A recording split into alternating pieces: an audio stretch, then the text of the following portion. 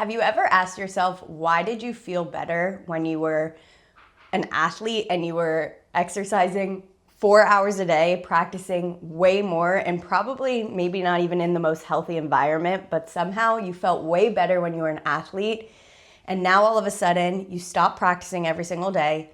You no longer have your support system, you don't have your teammates, you don't have your coach, and you might be less stressed, you might be able to fulfill your life a little bit more because you're not so in your sport. But for some reason, ever since you were an athlete, you just can't feel the same way you once did. This is probably one of the most common things I hear, especially from retired cheerleaders, gymnasts, dancers, ice skaters, performance sports, especially if you are dealing with hypermobile Ehlers-Danlos syndrome or anything on the hypermobility spectrum. And the reason for this is we know strength and exercise can be really beneficial for our symptom management in this population, especially if you're dealing with dysautonomia, which dysautonomia is a big umbrella term. There's about 30 different types. It basically just means that something in your autonomic nervous system, which is the part of your body that controls the things you don't think about. This controls your breathing, your digestion, your heart rate, the things that you don't have to think about.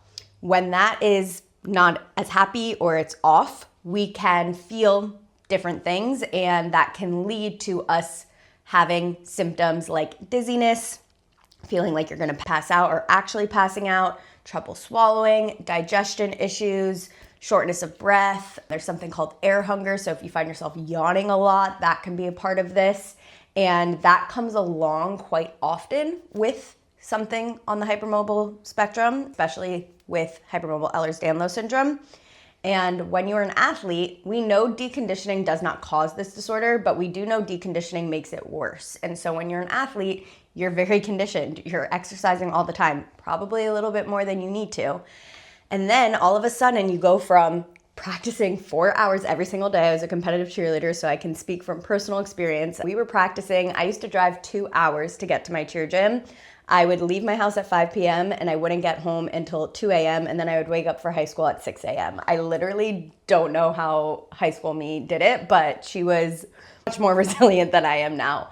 Going from that, practicing every single day in a very hard environment, to going to college where I didn't have any structure anymore. I didn't really know how to create a workout. I just kind of did things that I used to do at cheer, but it was half-assed and it wasn't really doing much.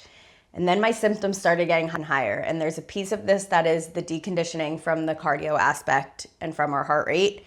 And there is a piece of this that is the strength aspect. And then there's a big piece of it that is that you are not with your support system anymore. And that's the number one thing I see in clients when they go from being an athlete to no longer being an athlete. They don't have anybody to talk to about, is this normal? Should I be feeling this? Supporting you, telling you when it's safe to push, telling you when it's not safe to push.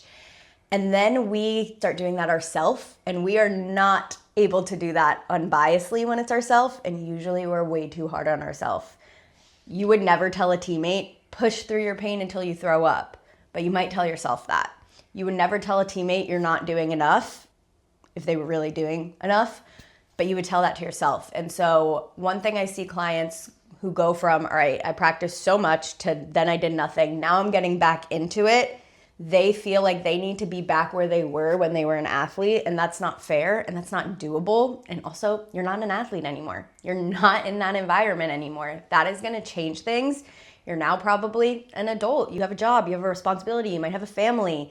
Those factors are playing into your stress bucket as well. You no longer have the privilege of only caring about your sport. And that can be a really harsh reality, especially when you're trying to work through really hard symptoms that are debilitating, symptoms that you never experienced before, and symptoms that you're questioning, is this normal? Am I safe? The best advice I have is meet yourself where you're at right now. And if you don't know how to do that objectively, find somebody that can help you do that, because if you're gonna continue to go to your past athlete version, it's gonna set yourself up for failure.